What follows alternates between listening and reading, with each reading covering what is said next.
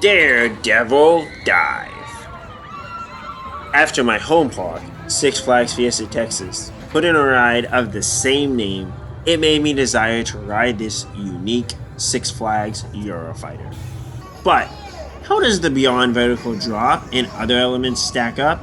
And is this coaster worth the wait with its poor throughput? Find out in this review. This ride is one of only 2 Eurofighters at Six Flags properties, and the first built back in 2011. Eurofighters are a model of roller coaster from Gerstlauer that specializes in their vertical lift hills and beyond vertical drops, with some of the earlier models of these coasters fighting for the steepest drop on any steel roller coaster. The problem with these coasters is their small trains. Daredevil Dive seats 3 rows of 2, whereas other Eurofighters have trains seating 2 rows of 4.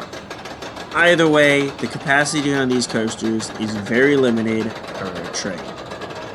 And while I was at Six Flags Over Georgia, they did not have a single rider line. So some trains were going out under capacity.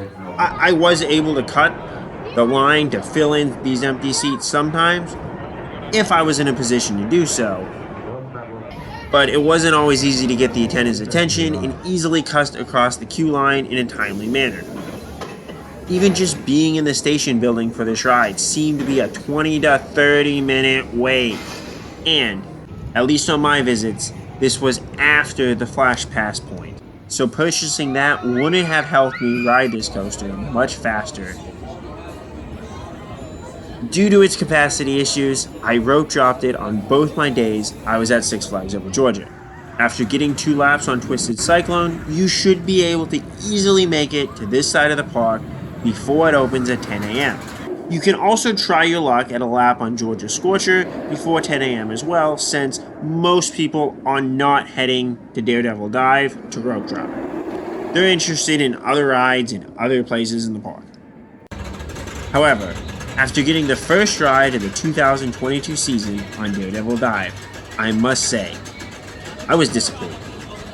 The first drop was decent, as expected, but the rest of the ride felt extremely slow and flat, without too many good elements.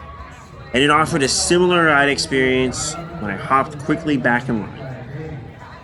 However, on my second day, this ride broke down and did not open with the park. So I had to circle back and wait about 20 to 30 minutes per ride. But this time, after warming up, Daredevil Dive offered the punch on many of its elements that I expected from a Eurofighter, allowing it to rise up in my rankings. The vertical lift is enjoyable, and since you can't see much unless you try to actively look around, really isn't too scary. The Beyond Vertical drop is a solid gimmick and offers a nice burst of ejector airtime mixed with a quasi-drop sensation. But I do feel these would be better as an 80-degree or even just a regular vertical drop, as the Beyond Vertical just doesn't seem to give me as much of a drop feeling as I'd hope. Then you go through a dive loop, or a half inline twist followed by a half vertical loop.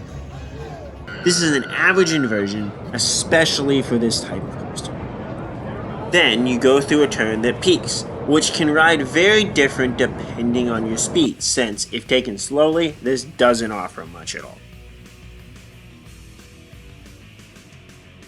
Then you go through another upwards turn, followed by a turn into a mid-course brake run.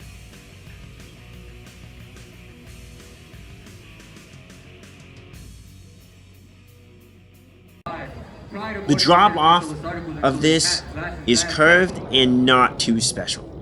Then there's a bunny hill that offers no airtime on any of my rides, even if it looks like it should, followed by a turnaround in a tunnel.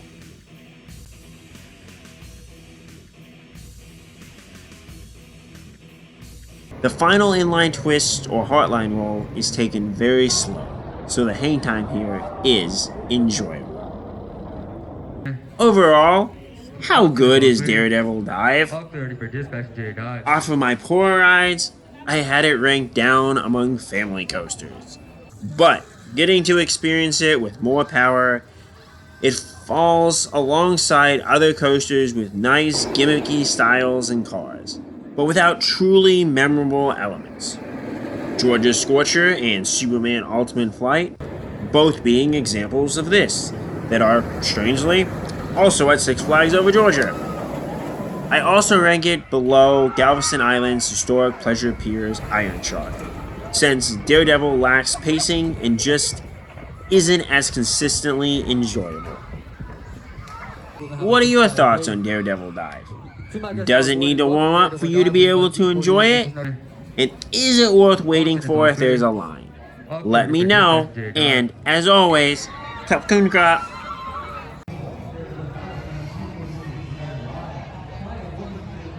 8, 7,